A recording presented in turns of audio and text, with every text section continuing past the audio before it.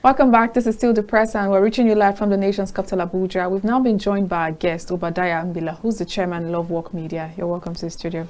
Thank you so very much, Allah. Good morning. Good morning, Nigeria. Our viewers, there's also a reminder that our phone lines are now open for you to call in and join the conversation as it helps us analyzing some of the stories on the headline this morning. How are you doing today? I'm doing great. I always love it whenever you're in this attire. Yeah, and this one is very special. You know, I belong to an age grade called Ugwanya. Okay. And most of them are coming from United States, UK, all over Nigeria, to raise a fund of 100 million to donate to our community. Wow. So I'm wishing them safe journey, wherever you are coming from, and Kano or Hofia community. I wish you a successful deliberation as you raise 100 million. I think it will be 100 million plus. That sounds like some sort of corporate social responsibility. Exactly. Wow, that's really interesting. Anyways, I'm happy to learn that, but let's hit on some of the stories on our national dailies this morning. Okay. And the first one says, IOCs frustrating rollout of petrol, says Dangote Refinery. That's on the front page of the nation's newspaper. That's a huge accusation, saying that the international oil companies are sabotaging, the release of petrol, the release of crude for him to refine petrol, sabotaging the refinery. What do you make of that? It's not a strange news. One would have expected that for Dangote's project to have come to fruition, it have sent a very shocking signal to the international oil companies that has been defrauding and cheating Nigerians in many ways. Is it in the area of crude or making sure that they frustrate the turnaround maintenance of our refineries? So they will not be comfortable to see a local refinery that is functioning and that is probably going to put them out of their crude transaction. But the government must rise up to the occasion to defend the local Dangote refinery. It is their responsibility to make sure that this our own is defended everywhere possible. So it would be wrong to allow the international oil companies to frustrate this local refinery. That's just one, and I believe that when we encourage the Dangote refinery, more investors, local investors, may wish to go into that area. But when he is confronted by such backstabbing, so to say, trying to make sure that he doesn't have a smooth takeoff, then others will be discouraged, especially if government look the other way and will not do anything to make sure that he is not only secured but have smooth operation. Part of the accusations was that the issuance of import license by the NNDPRA is a threat to his investment, which is supposed to be something to benefit Nigerians, first of all, before any other thing. That again is, anyway, one expected that these issues will come up as soon as Dangote concludes the construction of that project. Don't forget that NNPC is charged with the responsibility of making sure that our refineries work. But the same NNPC are the ones that are making sure that instead of our refineries to work, they quickly issue import licenses to businessmen who profit in the system with them. So by the time you look at what is happening, you discover that the fact that our refinery has not functioned is not attributable to any other factor other than the same people who give the responsibility, the statutory responsibility, to run and maintain our oil facilities. So I think this should challenge NNPC. The Dangote coming on stream should challenge them and say, if an individual could go this far, why is it that we can't maintain our destiny? And then they should make a total turning point to make sure that henceforth, licenses issued for importation of crude of refined product should be minimized in order to help local production. You know, because of these call outs that Dangote Refinery is, you know, that Dangote himself has come to call out call out to the federal government, it makes us remember the fact that in the last 25 years, we've not been able to have a functioning refinery, which begs to question, is it this same issue that we're going to be having by the time our refineries are set to kick off? Well, you see, our refinery assets are littered all over, from Port Harcourt to Kaduna to Warri. If we cannot maintain the three, why is it that we cannot up the production of one? At least let this one be the one we know that it is functioning. All these things are being undermined by those who profit from it. Those who would not want those refinery to function are also behind the game that is going on against Dangote. So, for me, the government must rise up to the occasion. They must be seen as people that, a government that is concerned about the way our oil asset is being managed. And they must be seen as a government that is determined to bring sanity to the transaction, to petroleum transaction. Everything is shrouded in secrecy. What takes place, how much money is spent without being accounted for from NNPC, it's huge. Sometimes it was alleged that a certain sitting president just dipped his hand in the coffers of NNPC and made a huge expenditure that was not budgeted for. This type of irresponsible management of public funds must have to stop. We must bring accountability and transparency in the transaction of public assets, of public businesses. When you say we must bring accountability, who are the we in question? When we say we, the whole thing transcends from the people that are being ruled to the ruler. Because I've argued in the past, there is nothing that we can do to extricate ourselves from the fact that those people that came from among the masses are the people we also elected to manage our government. They are the same people. So they didn't develop the corrupt tendency when they came into government. No, it has been living in them. Therefore, pointing accusing finger, say, yeah, government did, government that.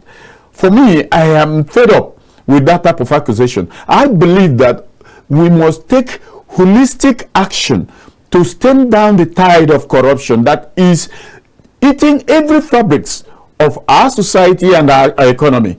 So, if you want to domicile it in the with the elected people or those that we give appointment to run our public businesses, you will fail it, because at the end of the day they find a compromise with those that are not officials, of course, who are coming from us.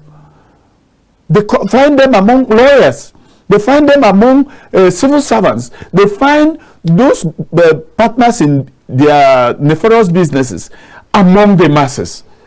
Who are the ones that shield corrupt officers from being arrested? Go and find out.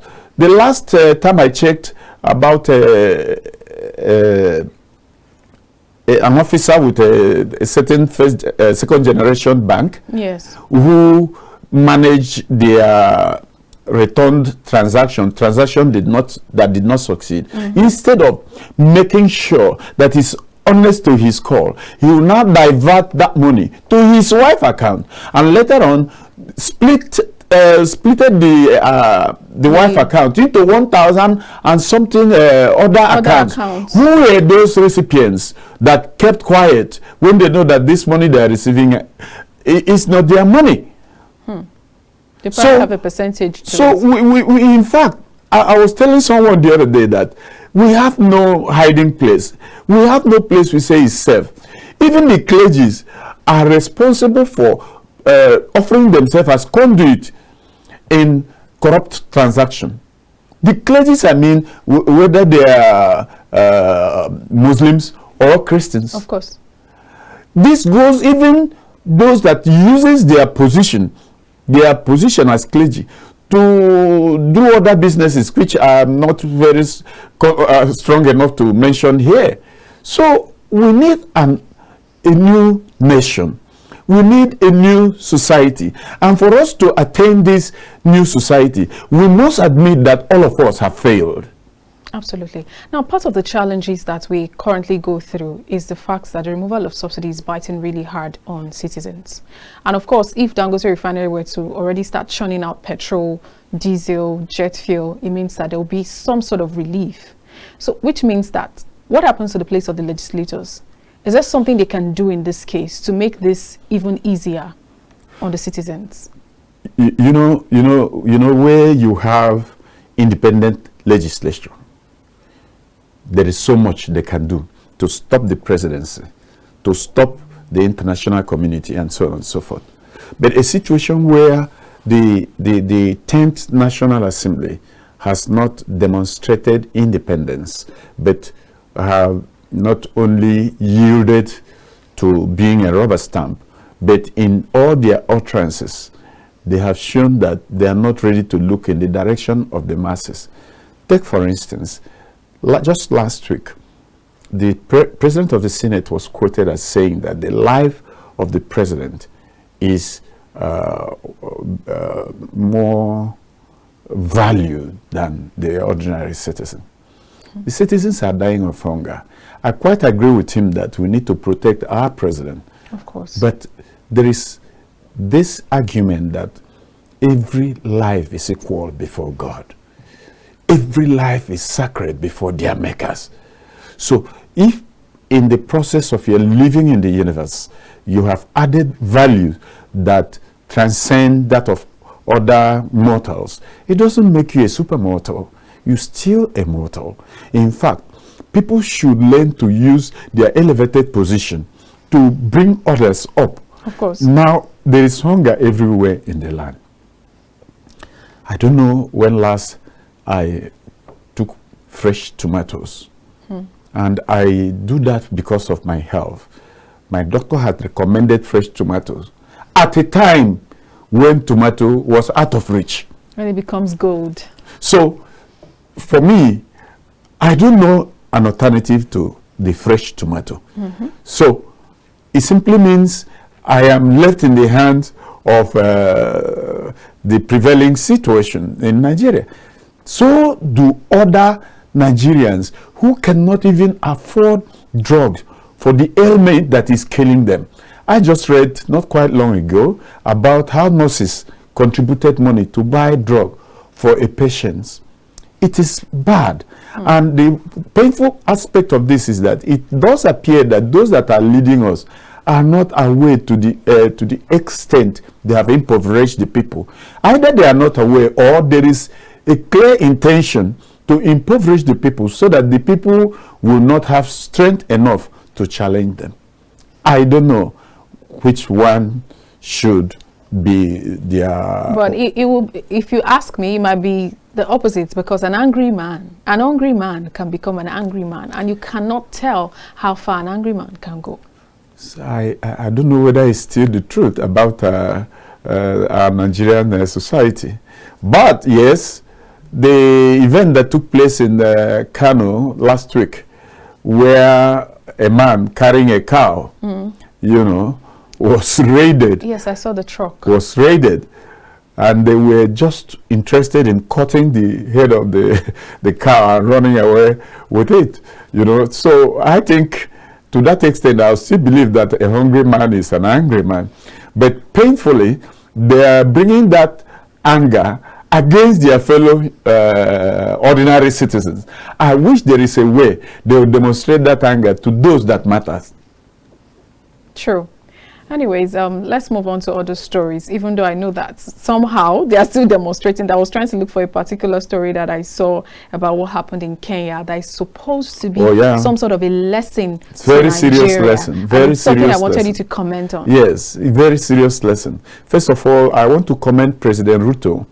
There is nothing that can compare with tolerance.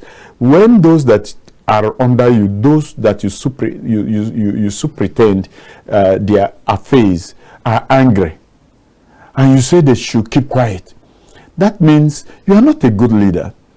You must allow them to vent their anger to the extent that their demonstration does not turn bloody.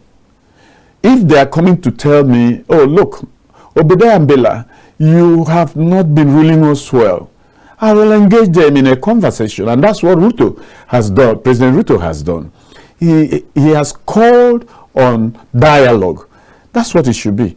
And then, of course, the police should also learn, although they obey the order from the top, that these people they are probably killing or maiming in the process of quelling a protest are your brothers, and what they are protesting about is affecting you also, police. So I sympathize with the policeman who, in the process of throwing lost his hand. An explosive, he lost his two hands. And then, of course, Kenyan police, please give better training to your police officers. It was a gory sight, truly gory sight. All right, let's move on to other stories on the paper this morning. On the Daily Trust, it says headers reject Senate bill on ranching. It says it's ill-conceived. That's coming from Magban. They say livestock ministry best solution. Coming from who? Magban. They says livestock ministry is the best solution that is in sight. Let's get your thoughts on that. You know that this issue of the best standard, the best practice in rearing our beast, we have been deliberating on this. We have been debating on it. I have now come to a conclusion that Magban or any Fulani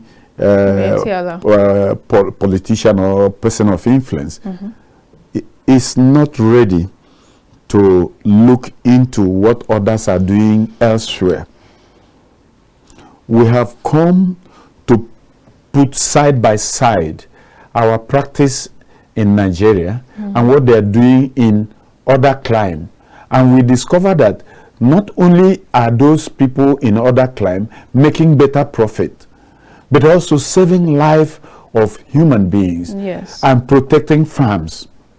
And how can our people, our Fulani brothers, the Magban, the Mietiala, just name them, why is it that they are not sitting down to listen to voice of reason?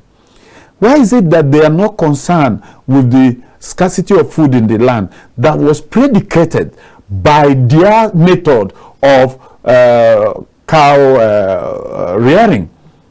Why is it that they are not seeing that those farmers that has been displaced, their inability to return to farm is affecting us so much?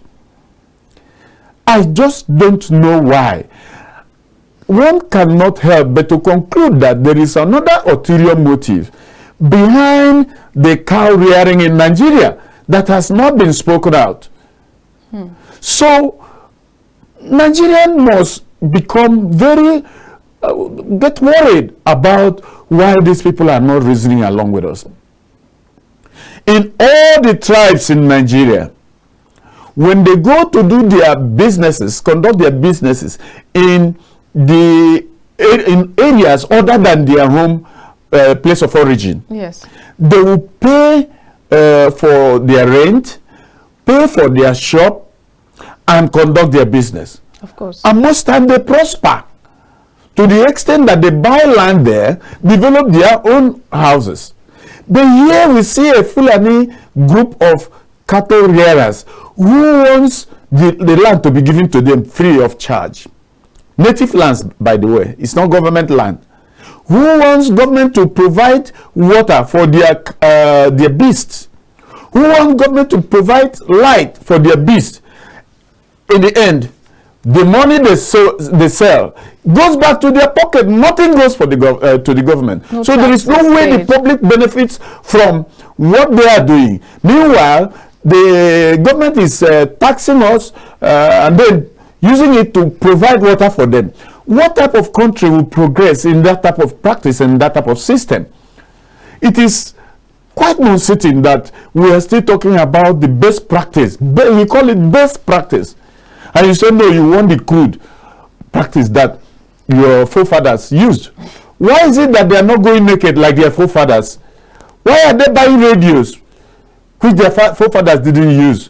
Why are they buying televisions and keeping them in their homes if they want to go back to the crude way? So this ulterior motive is what is really disorganizing Nigerians, because it simply means they don't want to tell us their intention. Come and do this business this way. This is the best practice everywhere in the world. You say no, you want to remain crude. Anyway, let me quickly read this excerpt to you. That is very interesting as to the reason why they believe that it's ill-conceived, that the bill, why they believe it's ill-conceived, I beg your pardon. Now it says the bill is suspicious and should not be allowed to stand because it's sponsored by a senator from Benue State. Recall that the Benue State government, during the administration of Governor Samuel Ortom, enacted an anti-open grazing law, which had done both the pastoralists and farmers in the state no good. Yeah, I can see direct confrontation involved here. You see, there is the word lobbying is a parliamentary parlance that is used everywhere in the world. Now, they have made a very strong point because it looks like an indictment against the sponsor of that bill. Yes. In a good parliamentary practice, if I know the bill I'm going to sponsor will be challenged on grounds with evidence, I'll not be the one that will sponsor the bill. I'll go to Olamide and say, Olamide, see what we intend to do. You know, you are from Kwara State, you are from Oyo State. If I do it, I'm from Benue State. See, it might nosedive. Therefore, you be the sponsor. I'll be working with you. I have all my materials. Then you go and lobby other lawmakers. The more you can get in your lobbying, the better for you, because the ones that are co-sponsors will become instrument to help you make your argument and drive it home, because all of them are going to speak for the bill. Of course. So, but maybe the sponsor was driven by ego. He wants to be known as the one that sponsored it. Now, if you are from Benue State and say anything against the Fulani cattle rearers, they will look at it as affront, even when it is good. Absolutely. Having said that, I would want to quote myself. I had always said, if Satan speaks the truth, I will take the truth he spoke and leave Satan himself out of it. The truth remains that we need a new approach to cattle rearing. They proposed livestock ministry. What's your take on that?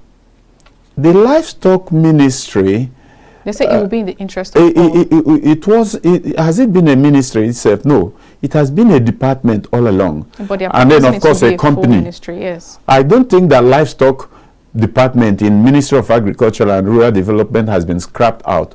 What was scrapped out was livestock production company that used to have their headquarters in Kaduna in those days. That company has gone to comatose, you know, and I don't know whether we really need a company like that. What we need is a department that is very functional under the Ministry of Agriculture and Rural Development, and we have it. We still have it. I know in the ministry there's fishery department, there is livestock department, and there is agricultural seed and production agency, which is also an agency under the Ministry of Agriculture.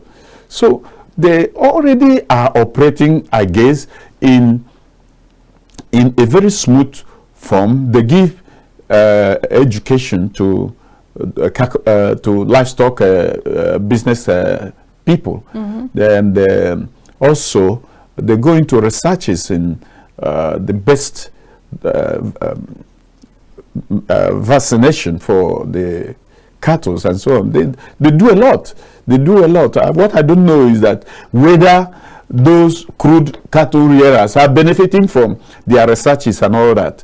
So if they are not benefiting from their researches, who should be blamed? So I don't know. There is always this demand of getting government to do extra thing for these cattle people than they do for other farmers and so on and so forth. This is not the way to be a united country. No. We must allow government to do the most they can do. Moments ago, I told you about how my age mates are converging to raise 100 million naira for community development. This is the type of thing we should be hearing from the cattle rearers. What have they done on their own to improve their business? It is when they have shown us what they have done, we know that, yes, there is still space for government intervention. Everybody will applaud government intervention in that direction. But what's this idea of you are doing a business and you want another person to be paying for you, for your business, while you sell and pocket your money? Man, it doesn't make sense. Anyways, let's move on to other stories. Okay, so there's this one that says cost of living. CSO's experts demand pay rise for soldiers. NAS may intervene, says Senate spokesperson. And federal government already working on it, says Defense Headquarters. Let's talk about our men in uniform. Well, I know very well that something is wrong, not in our government's response, but how those agencies manages the money that is allocated to them. They are, when you go into the bottom of this thing, you meet worms that scares you. An army officer that is kept in charge of so and so thing wouldn't mind cornering the entire fund to his private use and starve the soldiers in front line.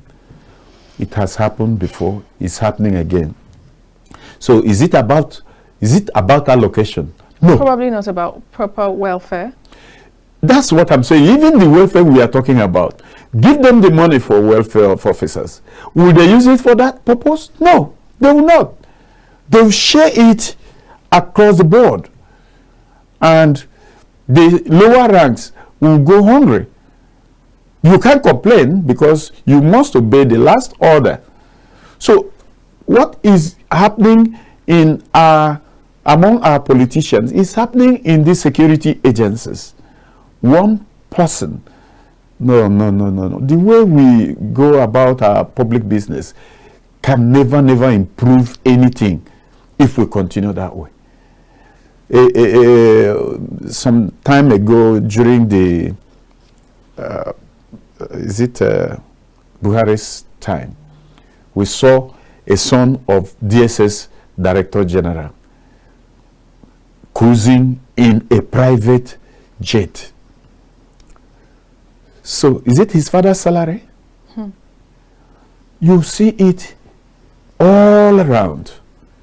When will it end so that we will start effective administration, efficient administration, accountable administration of public funds? Even the hunger in the land, do we have any reason to go hungry? No.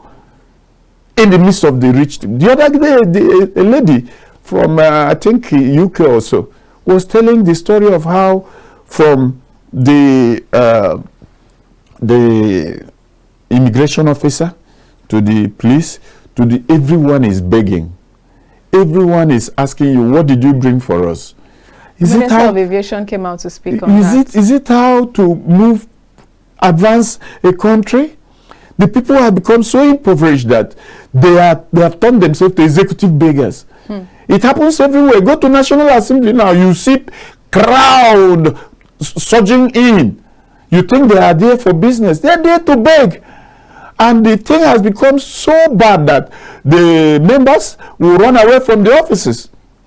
They will come to the office, make sure that they do what they do in a record time, and zoom off.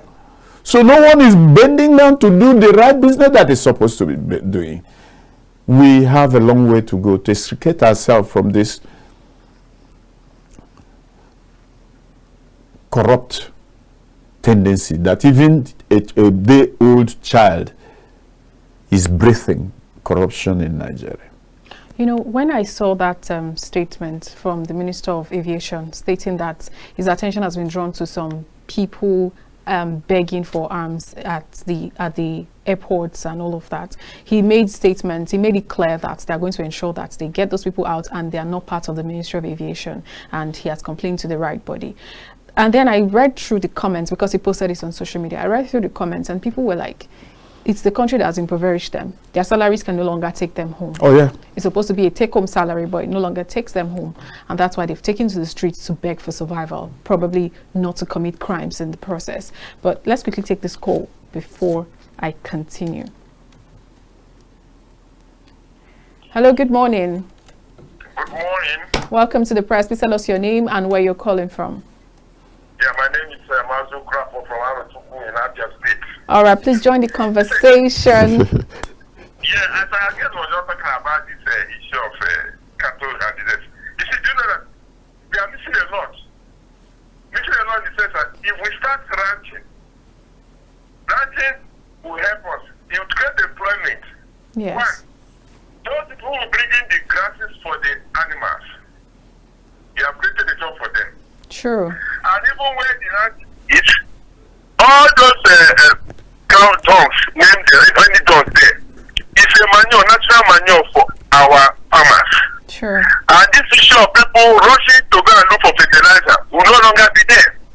People will go to all these road areas and looking for all those cow dogs for their own farmers.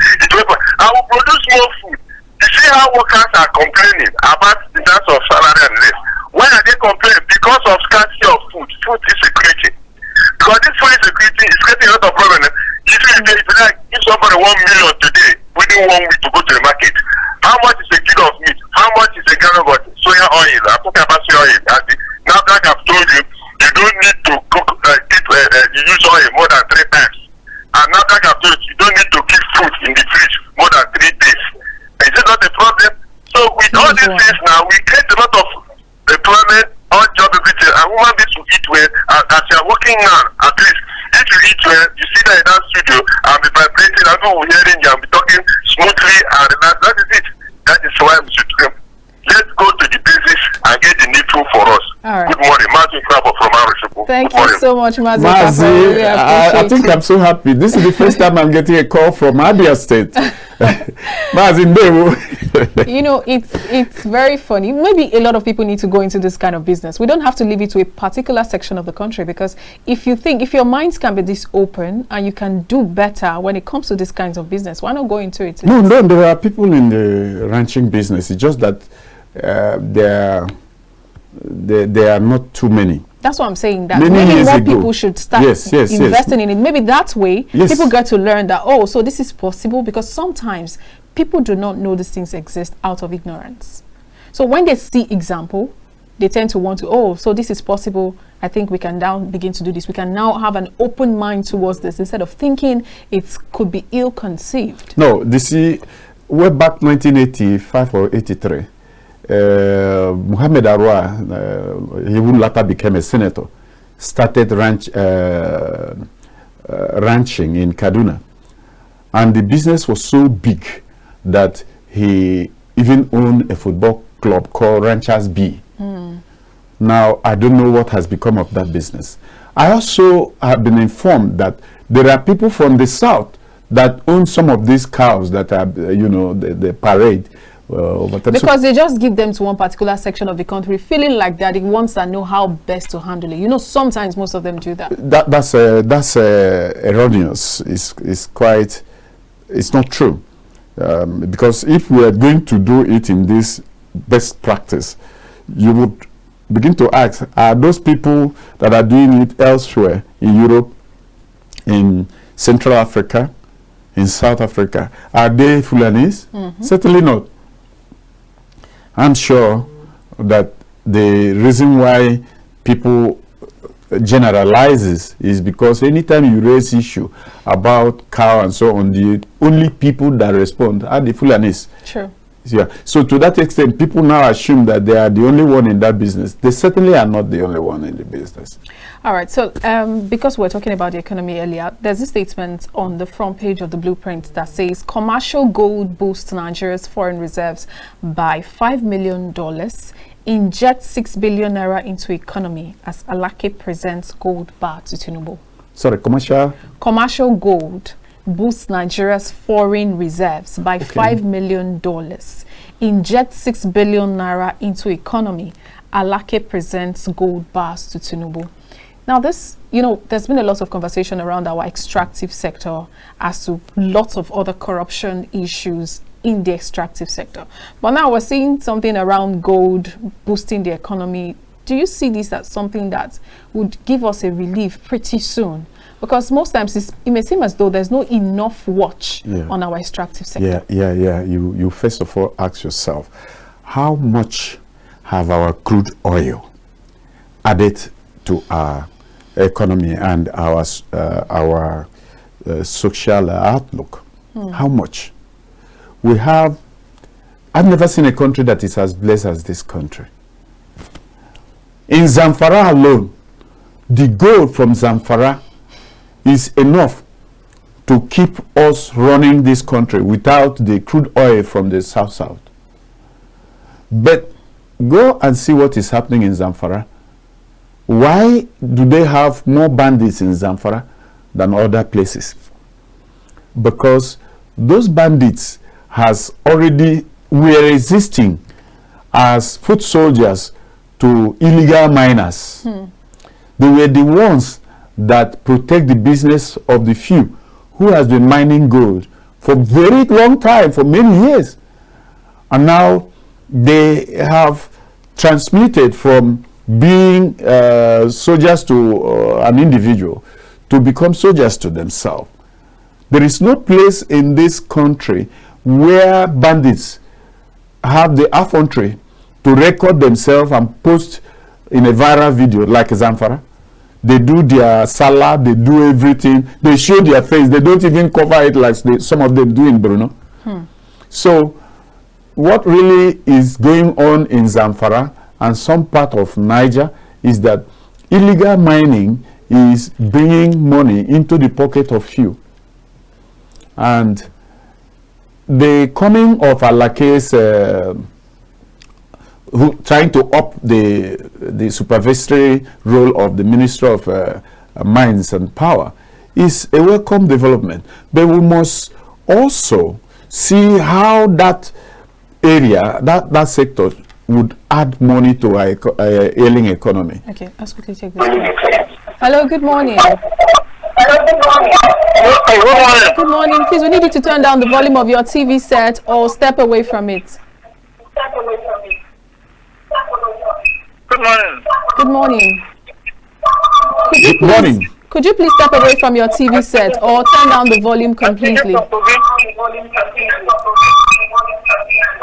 Apologies, you need to turn down the volume of your TV set before calling us back, or you step away from it completely. You can't be listening to the TV set and listening to us at the same time. There's always a delay, so it won't give us a smooth communication. So please proceed. So for me, what we need here in the solid mineral area is honesty and willingness to surrender every mineral extraction to the government, not an individual business, as some people are doing it in the north.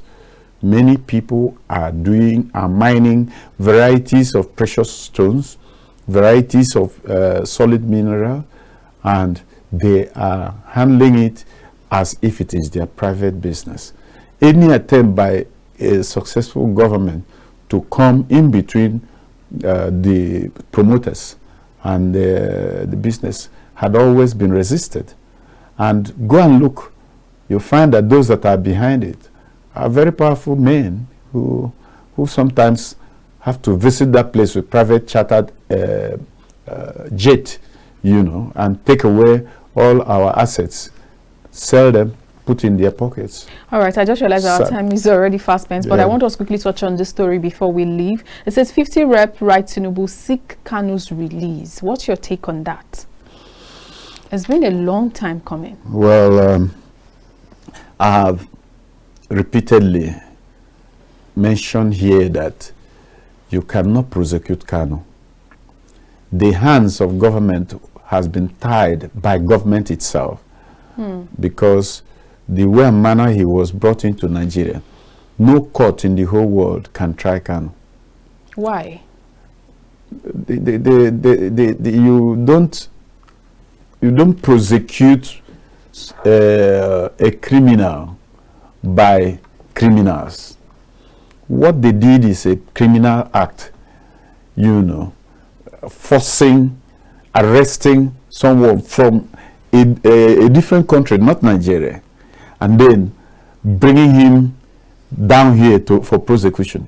No, it doesn't happen that way. They would have been diplomatic negotiation on how that country will send Kanu here to Nigeria, and that's the only way they have legitimacy to prosecute Nnamdi Kanu. For now, government does not have the legitimacy. Even when they have, what happened to Sunday Igboho? The same crime. What happened to this one of Niger Delta that paraded himself as Asare Dakubo?